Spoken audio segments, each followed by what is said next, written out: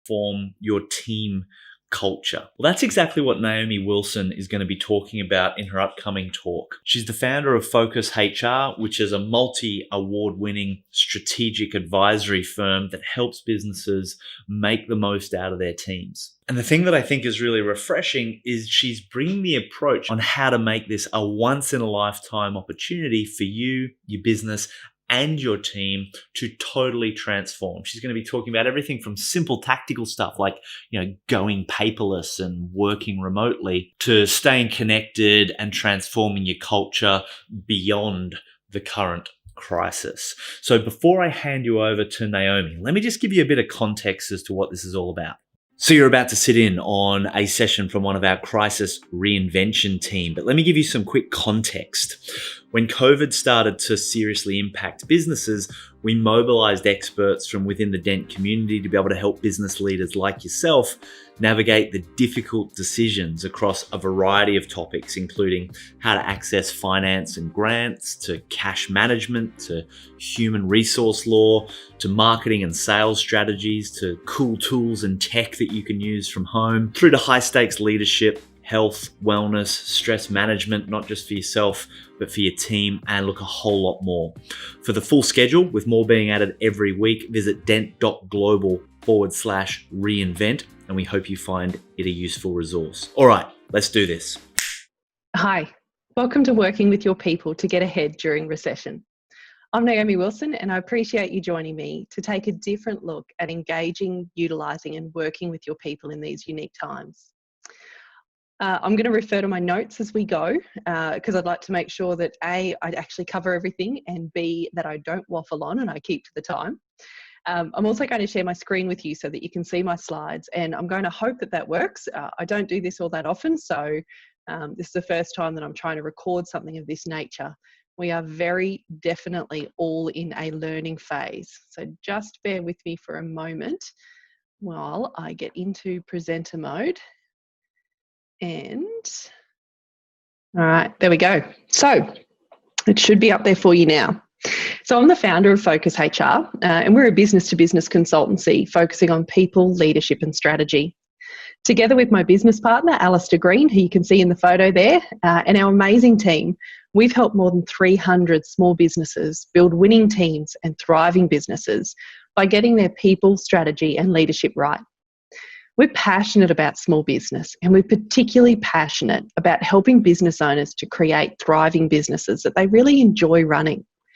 We talk daily with people who went into business because they love what they do, they're great at what they do, and they want freedom and flexibility and financial gain. But the reality of running a business hits home, and they end up feeling trapped. And their biggest frustrations tend to be around people, a fear of getting it wrong, and a sense of isolation or burden of responsibility. So our big game is to have a positive impact on the working lives of over 100,000 people by the year 2030 through coaching businesses in our approach of being able to value and respect each other in our working relationships. That has never been more important than it is right now, as we work with businesses to navigate how to retain their good people and provide strong leadership during these challenging times. And we also see business owners who've worked so hard to build a strong business now looking down the barrel of a situation where they feel truly trapped and powerless in the face of a world health crisis and government regulations over which they've simply got no control. There's a lot of information out there right now about the legislation and compliance behind staffing decisions, and also about the mechanics and safety elements of having a workforce transitioning to working from home. This information is crucial and it's valuable. But what we're finding is that so much of the conversation, so much of the information in the media, so much of the information being put out by government bodies and by advisory groups is around employer and employee entitlements and obligations. The downside to this is that it's a really narrow view on how we could handle this problem. It does not have to be win-lose. It does not have to be a situation where the skies are falling down and we have to cut all jobs. Now, we're not saying that businesses shouldn't be taking reasonable measures to keep themselves viable. Small business must keep themselves viable. They must be in a position that when this is over, and it will be over, they need to be in a position to rebuild, to restart, to come back in full force. So we would like to take a look at people, leadership and strategy during and after COVID-19 from a bit of a different angle. We'll be talking about what we see happening during COVID-19 and how this impacts on smart business decisions around your people and strategic choices in the coming months. What we'd like to take you through today is people options during and after a recession, the realisms of working from home, and getting excited about using this time and your team smartly to reinvent your business and come out stronger than ever on the other side. Now, I have to acknowledge that I borrowed this from Natasha Hawker's presentation rather than recreate the wheel. So to cover the necessary disclaimer, the information that I'm sharing with you today is general in nature and related specifically to the field of HR, leadership and strategy, and does not constitute specific legal, medical or HR advice. I would encourage you to get specific advice to your circumstances because every business is different and every situation is different. And what will work for you, what options you have available to you, will change depending on that. We also strongly encourage everyone to keep up to date on all COVID-19 advice provided by the state and federal government. And where it does require your immediate action, obviously take that action. The information is changing daily or hourly really, so it's kind of hard to keep up. We recommend that you use reputable sites to keep up to date. Ideally, the federal or state-run websites, rather than relying on Facebook. We've got links to a bunch of useful government sites on our website. So if you visit focushr.com.au, click on the Urgent HR Work Health and Safety button on our homepage and you'll find a COVID-19 dedicated site behind there. So just briefly, in terms of what we're seeing, as we look around our business communities, we're seeing businesses making knee-jerk decisions about their staff and taking measures such as termination or redundancy rather than considering all their other options. We're seeing companies that are able to have their employees working from home, but are coming at this from a place of scepticism or looking for ways to monitor their people. We're hearing discussions about software that measures keystrokes and apps for measuring productivity. I was even talking to someone the other day about the fact that you can now go and buy a computer mouse which automatically vibrates every few minutes to make it appear that the employee is still active on their computer so that they can get past all those apps that monitor productivity. Understandably, for a lot of businesses, the focus is also on the here and now, but we believe that small business is the backbone and the lifeblood of the Australian economy, and we must make sure that we're smart in how we're tackling the current environment to make sure that we survive rather than continue with these knee-jerk or fear-based decisions.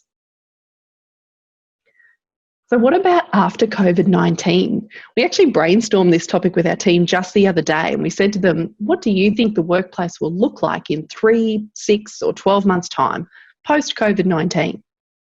So we believe there will be a need to reconnect. There will be all the trials and tribulations that come with that as well. The initial joy of being back around people for all the extroverts like me out there will wear off and we will experience heightened tensions in the workplace as we need to learn to work together again in these confined spaces that will be our office environment, just like so many of us are having to learn how to be with our families 24/7 at the moment. My kids are in the living room at the moment. I have bribed them with everything in my power to give me 40 minutes to get through this in peace. We believe that businesses will be forced into a situation of making do with less resources and less hours, and that even those people who retain their jobs are likely to be working reduced hours in the short term. Not everyone will want to return to the office, and not every workplace will return to normal. In fact, there's going to be an entirely new normal as businesses have gotten used to doing more with less. They'll realise that they don't need the large corporate structure or the large management team, or potentially even that dedicated admin reception frontline person that they've always had, because they've been forced to find alternative solutions during this time. We believe that the current business environment will create the impetus for change to smaller teams where the fat's trimmed.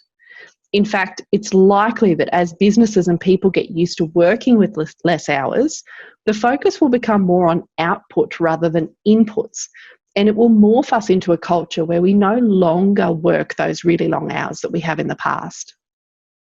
My business partner actually believes that this may finally be the catalyst for moving to a 4-day working week, as we do learn to trim the fat out of what we're doing.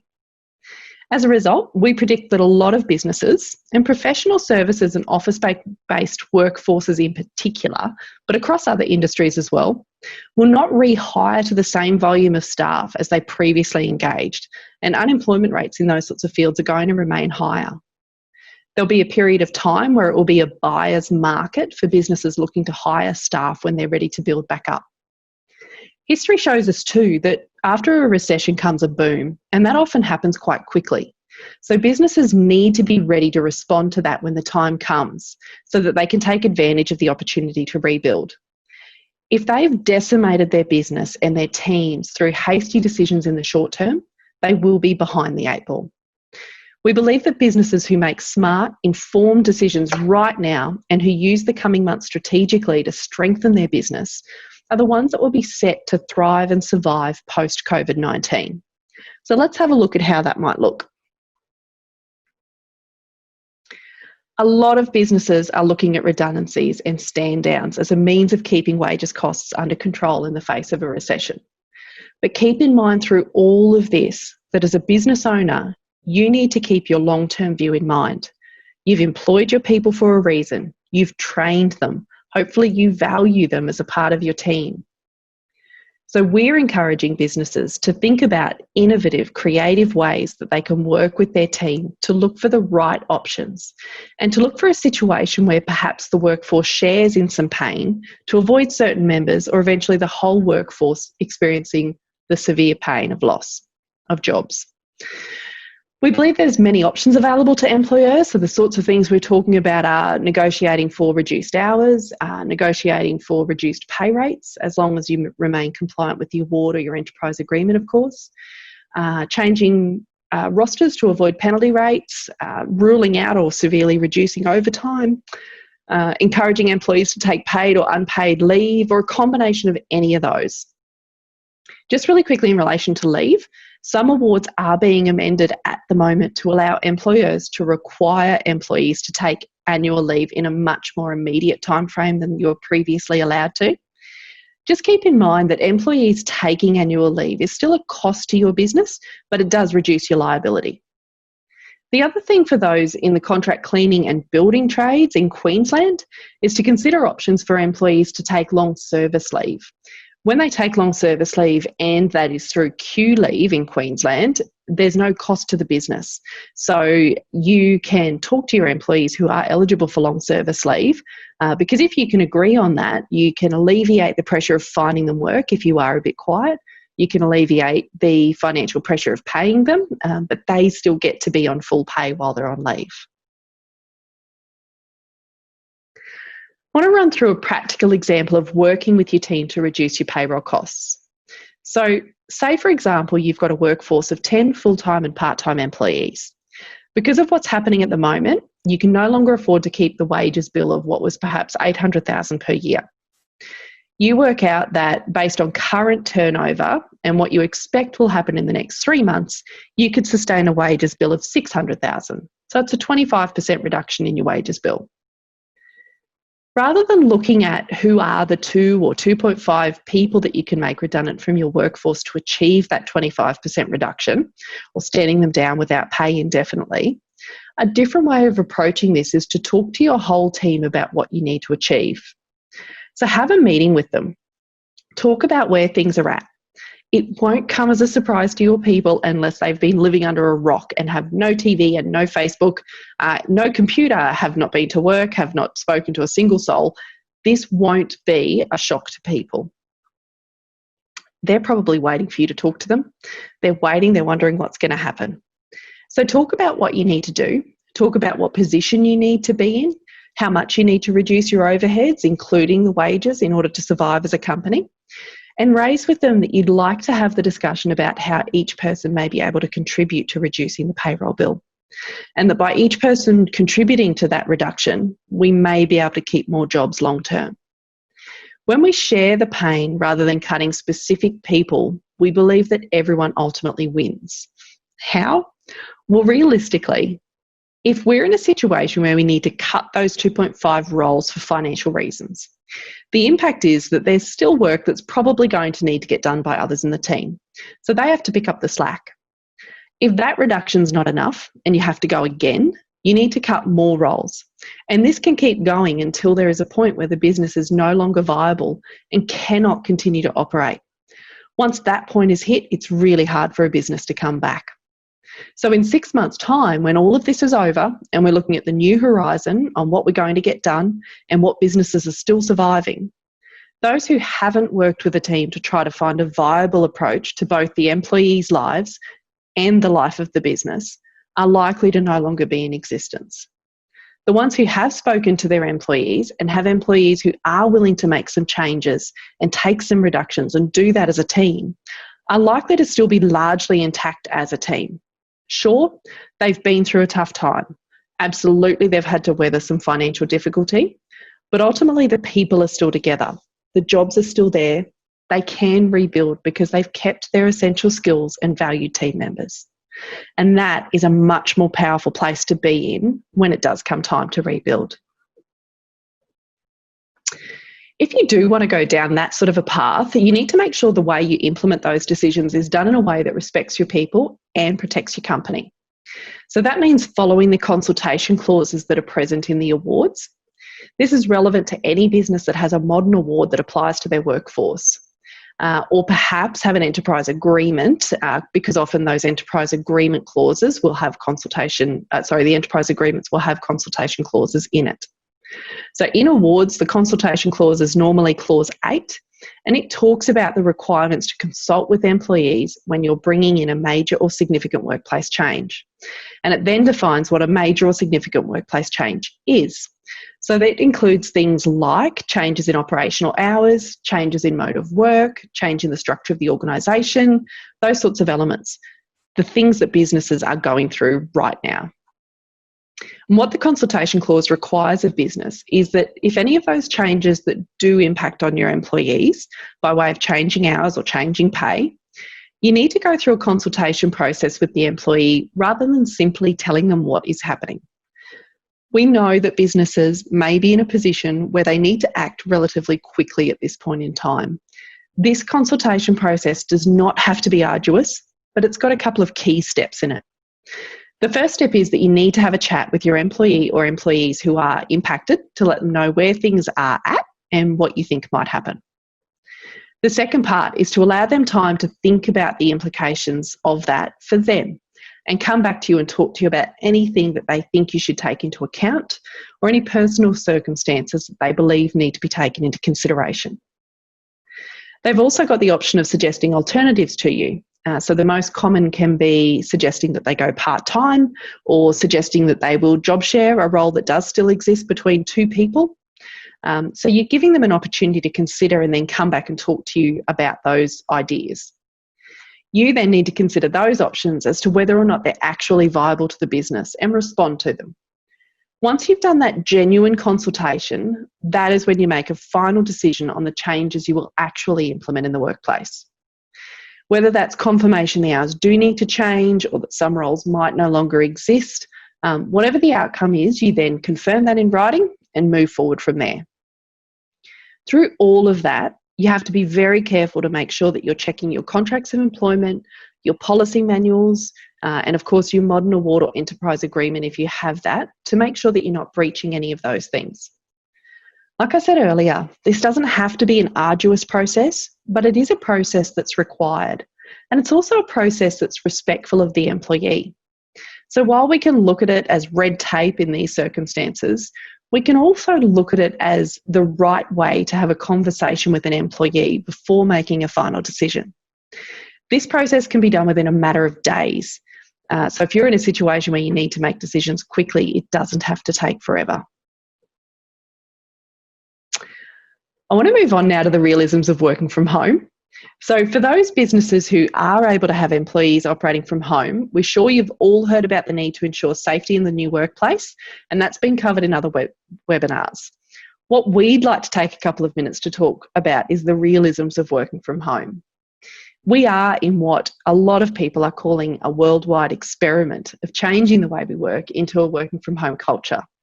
And a lot of focus is on the technical elements of being able to work from home. So do we have the laptops? Do we have enough screens at home? Because, of course, we're all used to working with 2 screens in front of us. Do we have good internet connectivity? All of those bits and pieces. But we want to talk about the human element.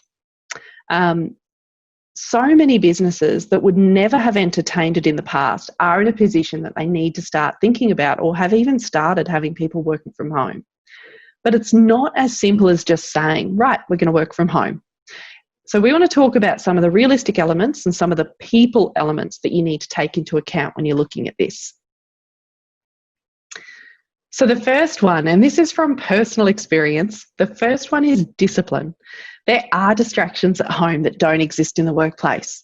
Sure, at work there's people to chat to, there's coffees to make, we have a drink around the water cooler, all those sorts of things. But there are more distractions at home. There's a load of washing that really should be hung out, and I know it'll only take me 10 minutes to do. There's TV. There's normally at least one room in your house that looks like a tornado's hit it. And if you're anything like me, it's really hard to concentrate while I know that that room is sitting there looking like a mess. And a lot of people who are working also have children. And if the children are at home, that adds another layer of distraction. Delightful distraction, but still a distraction. So we have to be really real about the level of discipline that it takes to work from home. So how do we suggest that you manage this?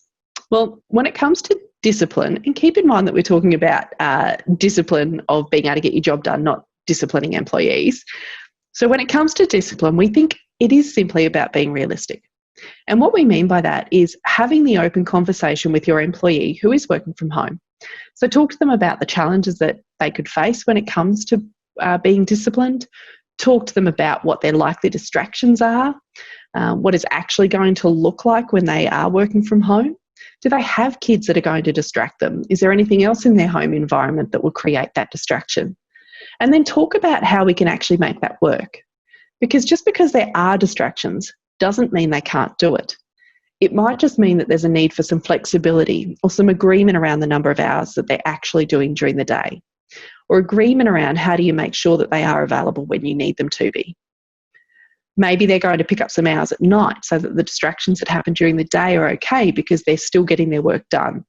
Or the other end of it may well be that they say, look, let's face it, I'm not going to get 8 hours done in a day. I'll probably get 6 done. Is that okay if I were to reduce to part-time hours while all of this is happening? All of these things are okay to agree to if it works for both parties. What we're recommending is that you have the conversation and formalise what that looks like so that everyone is on the same page and everyone has the same expectations. The next thing that we see as the human element is around job satisfaction. So when we're in the workplace where we're providing services to our clients, and I'm reflecting on what we do here, but there is so much professional satisfaction and job satisfaction that comes from interacting with our clients, being able to problem solve and brainstorm with the people who are around us, being able to share ideas, throwing stuff up on the whiteboard, working on really cool projects. There's so much job satisfaction that comes from that professional challenge. And when we have people working from home, there's a greater likelihood of work being done that simply isn't as meaningful because we're trying to find stuff to fill our days. We're trying to find the things that we can get on with. And potentially the work that we're doing is just a bit more mundane than what we normally would. So our recommendation in relation to dealing with job satisfaction is to identify the right work for your people to do. So we've just gone through a process here at Focus HR where we had a session with the team where we said, right, we know that client work needs to continue. That's a no-brainer. That always comes first and foremost. But then we started to look at what all of those projects were that we've thrown around in the past, that we've had ideas about wanting to do, that we've gotten really excited about, but we simply haven't been able to do it because we've been so busy doing the doing. There's a really strong chance that we will have a time where we get quiet enough that we're going to have time to look at our other elements. So we can either worry about how quiet we are, or we can redirect our energies and get stuck into some of those projects that we've always wanted to do. When we do those sorts of projects, even when we're working from home and even when we're quiet, the work is still meaningful. We're giving people meaningful work to do because they know that what they're working on the business and doing business improvements with the goal that when things pick back up, we're in a better position in future than what we were today.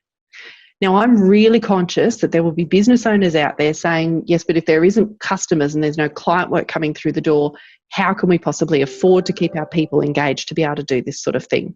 I am going to cover that with you a little bit later on. So the final piece that we wanted to talk about today in terms of the problems that can get created by working from home is connectivity.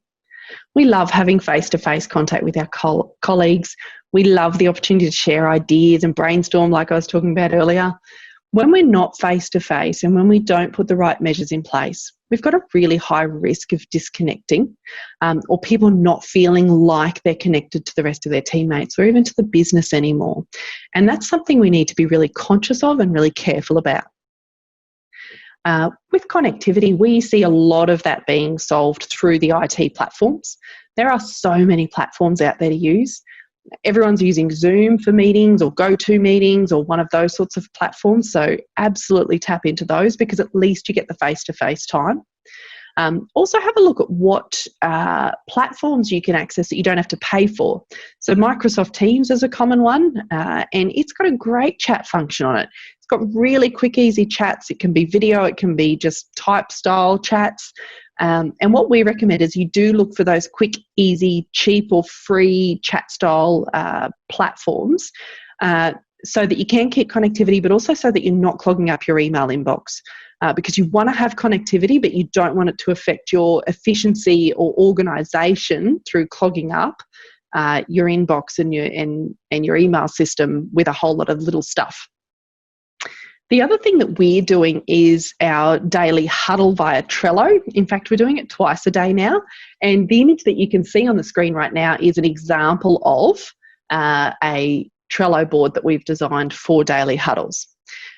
This is a really lovely platform. It is basically where you go through a conversation with your team and you capture what you've got going on during your day. So our entire team, wherever they're working from, still joins us at 8:42 in the morning. And then again at, I think it's about 4:19 in the afternoon. Odd times really work because it makes people remember and focus on it.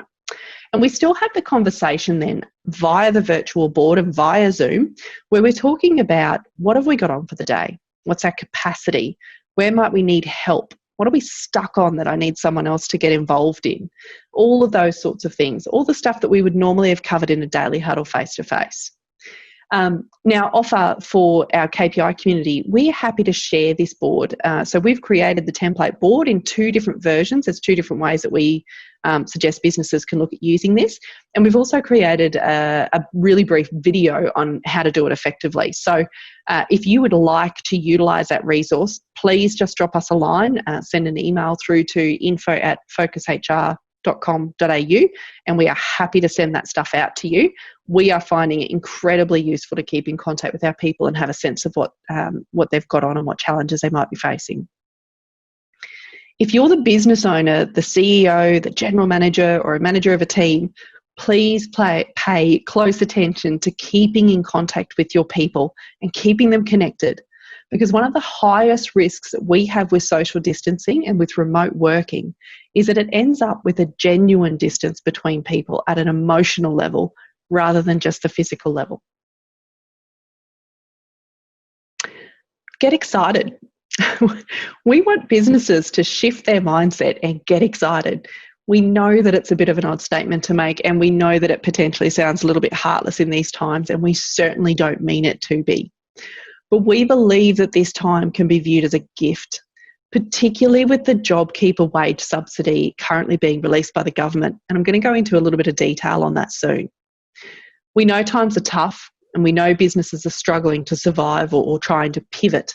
But we strongly encourage businesses to start to look at this as an opportunity to utilise your latent pool of talent to get strategically important work done.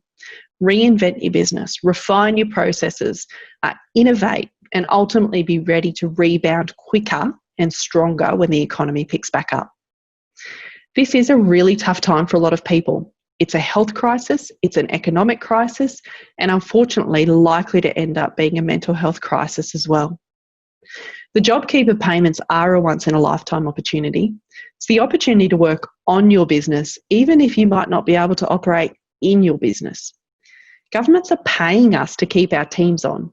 The worst thing that we could do, we believe, is to accept that payment, pay them for the 6 months, but send them home with no meaningful work to do. We believe that that would have a devastating negative impact on well-being and on mental health. People need meaningful work to do. People need routine, and they need to be engaged in teams and on projects that will add value.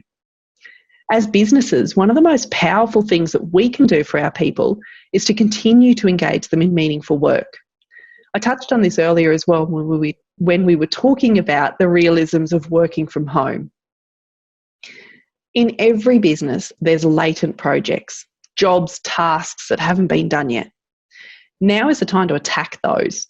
Have a think about the things that for the last year, 2 years, 3 years you've been saying as a business, geez, we'd love to get that done, but we've never found the time. Literally write that list down and then talk to your team about who might be the right person to get involved in doing those projects. Use these next few months wisely. Even if they're not revolutionary ideas, it doesn't matter. So examples that we've been talking about are things like filming your induction or onboarding process in the workplace while your production lines aren't working or while you don't have a whole lot of people there. Write your processes and procedures, the things that you've always thought, geez, we should write that down so that we can train people easier. Document the company way, your ethos, the way that you want things done so that it is easier to onboard people in future. Download the information out of your long-term staff members' heads, get it in writing. Conduct after-action reviews on recently completed projects or jobs that you've been through, and research post-recession ideas and strategies. And don't forget too that your team will probably have a lot of back burner ideas in their heads and perhaps even some hidden talents that you've not yet tapped into. So 2 questions that we love to ask are, 1, what bugs you about how we, our team, our business, our industry works? So what crazy left field ideas would you bring to the table to make a change? And 2, if we, by way of some massive change catalyst, which we're in right now, were able to start our business over in July 2020, what would we do differently? On Tuesday the 14th of April at 12 noon Brizzy time, we're holding a free webinar to help businesses step through the process of identifying, prioritising and project planning these ideas. Anyone who attends will be given a free DIY kit, which will include the survey to get all the ideas out of your people's heads, and the project planning board to run the exercise in your workplace.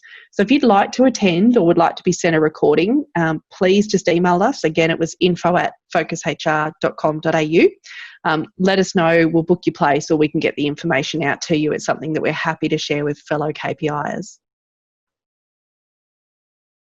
So just briefly on the JobKeeper payment, the payment's designed to ensure that eligible employees remain connected to their workforce and can restart quickly when the crisis is over. So when we were talking earlier about how to keep your team engaged, and I mentioned that there were businesses that I knew would be thinking, but I can't afford to keep them on if there's no client work, if we've got a downturn, this is the mechanism that gives the potential for you to do this. So at the time of recording this, we were still watching and waiting for definite details to come out, but the information that we've got currently is it's $1,500 per fortnight per eligible employee. So eligible employees are full-time, part-time or long-term casuals currently employed as of the 1st of March. Now, a long-term casual is an employee who has worked for you regularly for longer than 12 months as at the 1st of March. They also define it that it's currently employed or rehired from the 1st of March. So if your business was one of the ones that shut down early and you needed to let staff go early, if you rehire them, they fit in to this definition as well.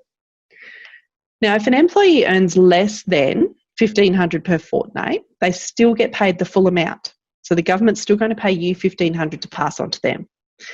If an employee normally gets paid more than $1,500, the employer can top up and continue to pay the normal wage.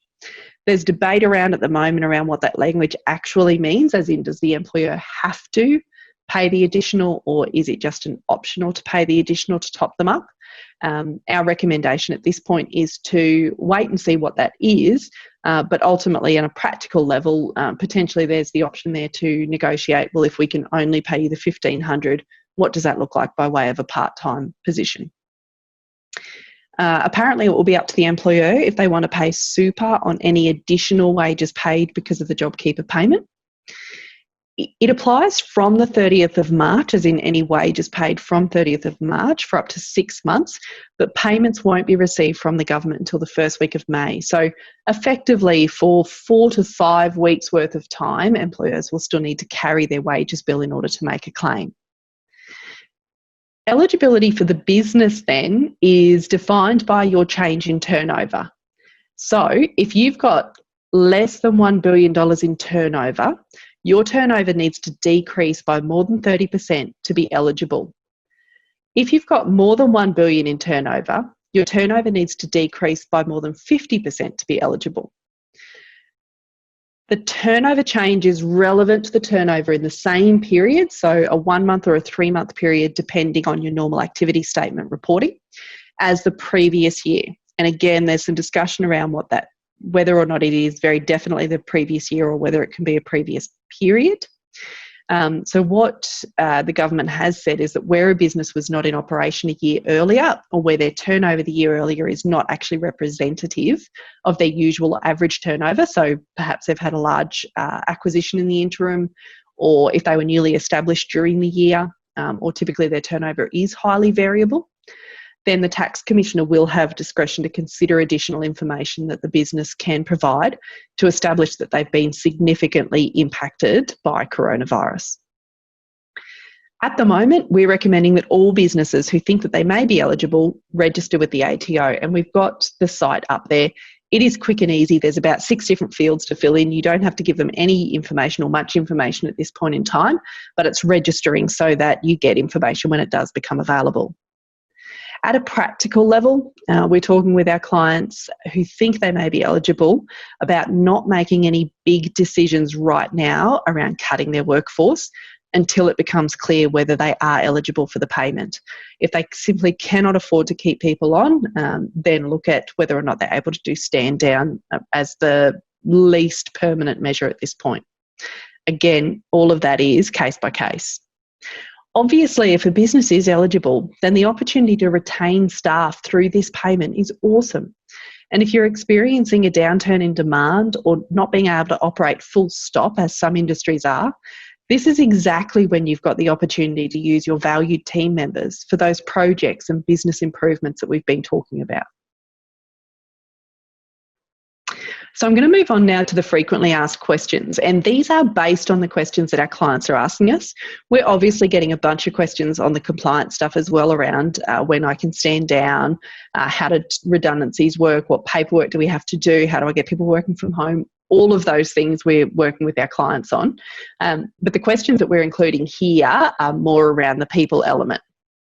So the first one, how can I get the best from my team as we navigate these new remote working arrangements? Now, I've phrased this one quite nicely.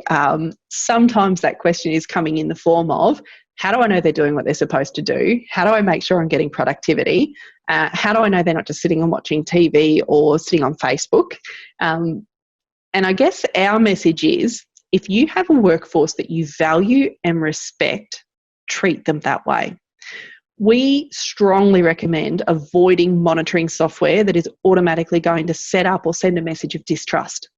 If you do have distrust in your workforce, if you have a genuine reason to be worried about what they will be doing when they're working from home, then that is a whole nother issue, and that is something that you need to deal with regardless. This is just speeding that up. So if you trust your staff, act like you trust them. Yes, be prepared that perhaps one might let you down. People are humans.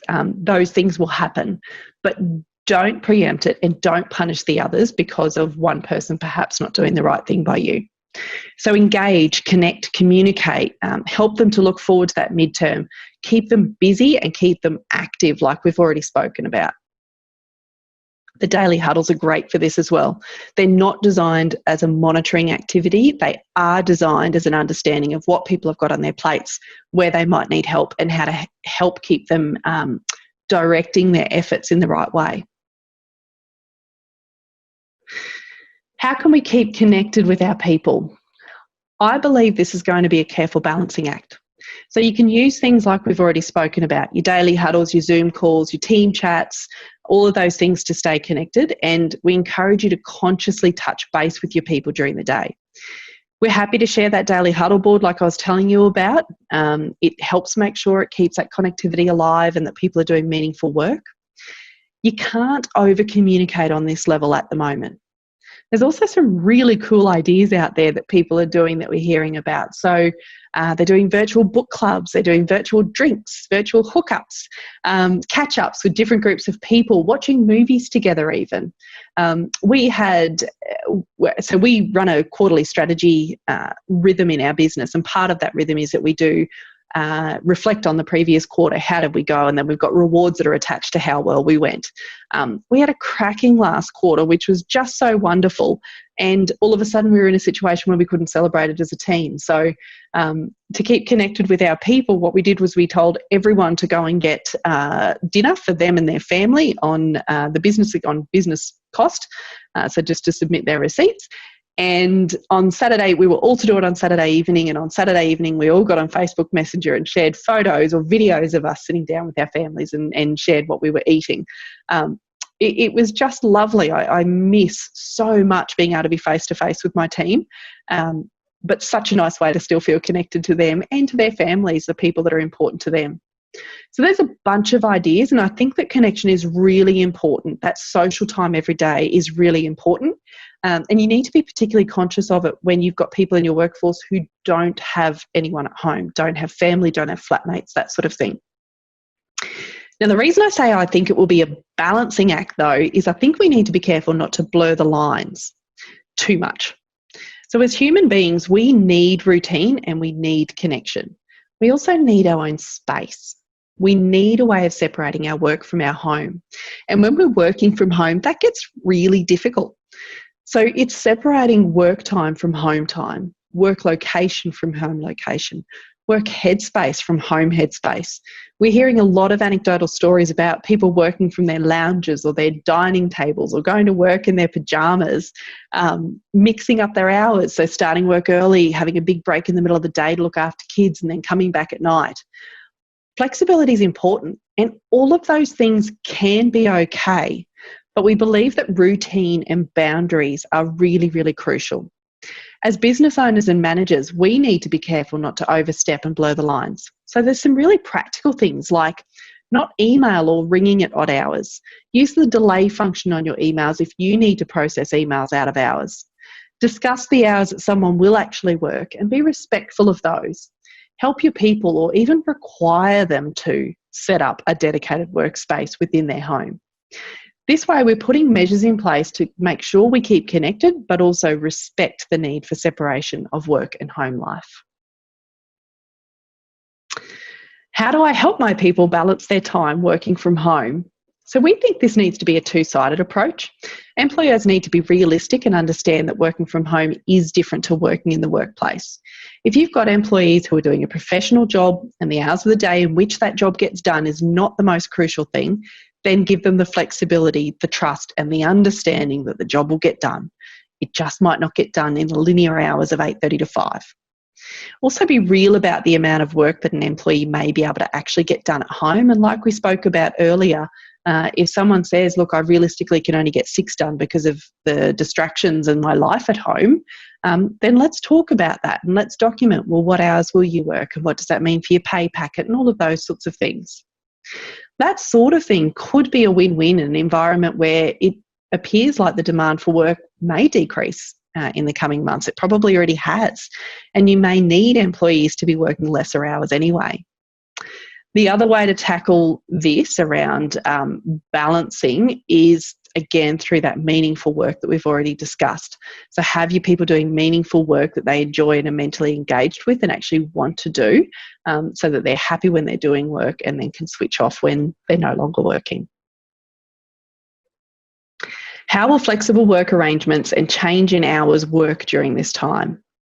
Employers have been asking us if they should be concerned about employees working their hours at unusual times, like we were just speaking about, potentially doing some at night time to make up for one's loss during the day, and what that might mean for overtime or penalty entitlements.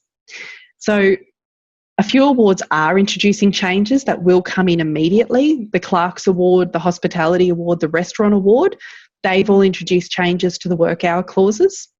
The significant changes are around flexibility, ability to reduce full-time hours to part-time, minimum engagement period, so the minimum number of hours that you need to roster someone for, changes in allowable duties, and provisions for employers to take employees to direct leave.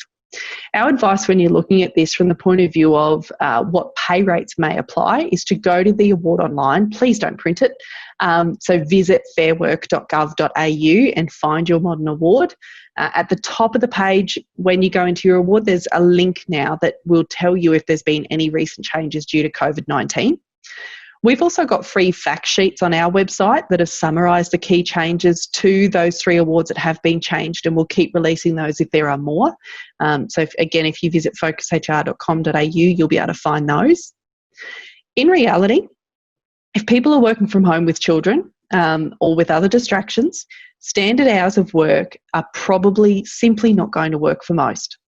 So have the conversation with your team on an individual basis and then formalise those flexible working hours with them.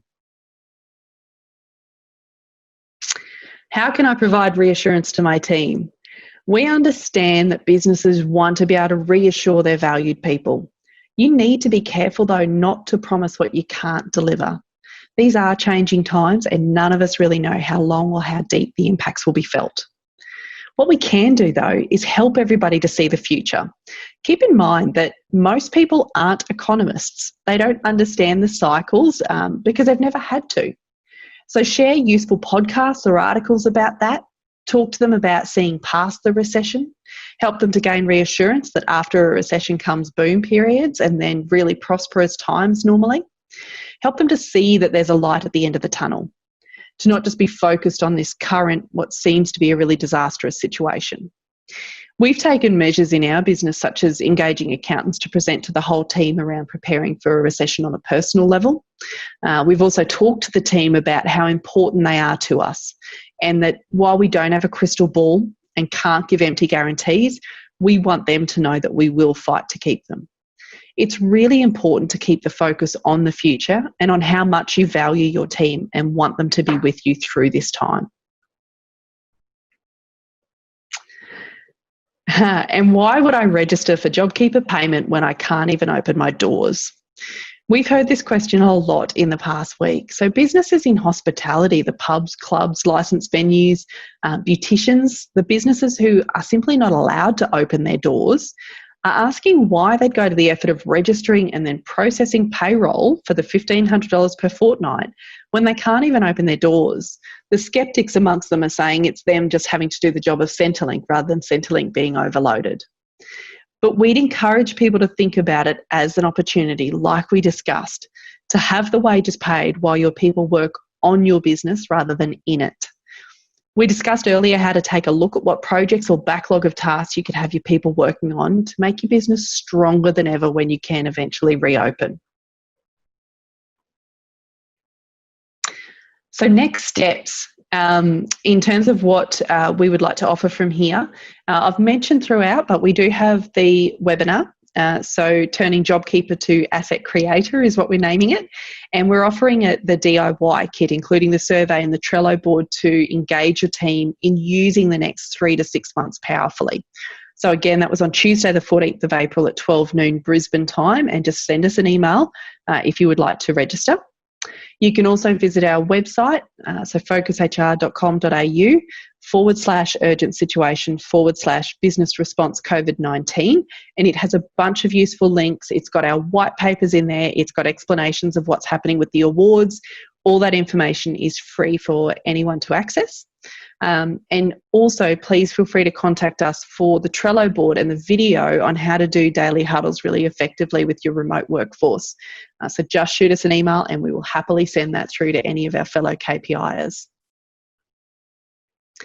Thank you so much for listening. Feedback is always welcome.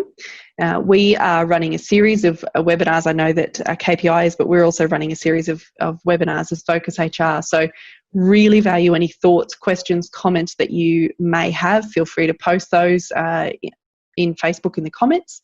And please remember too that this too shall pass.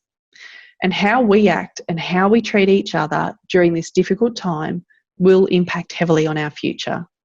Now is the time for us as business leaders to make our mark and create a positive impact on the working lives of those around us. Thank you. For more expert talks, just visit dent.global/reinvent, because we believe that the decisions that you make now matter more than ever.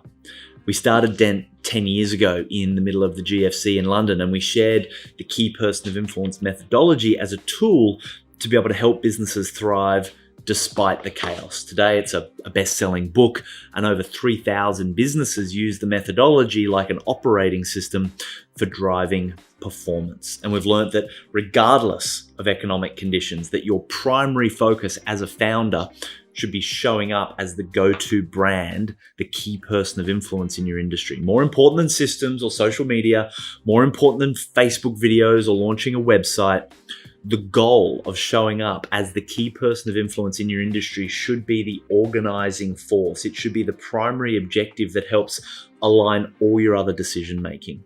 Because as your influence and reach expands, it becomes easier and cheaper to attract clients, team, media, even investors.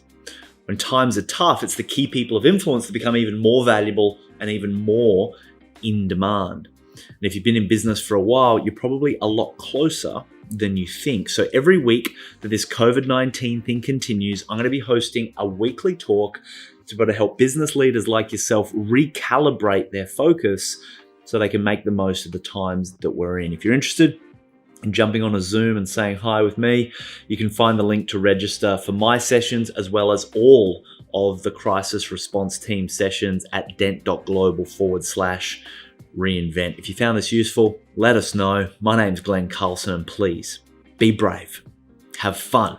Let's go make a dent in the universe.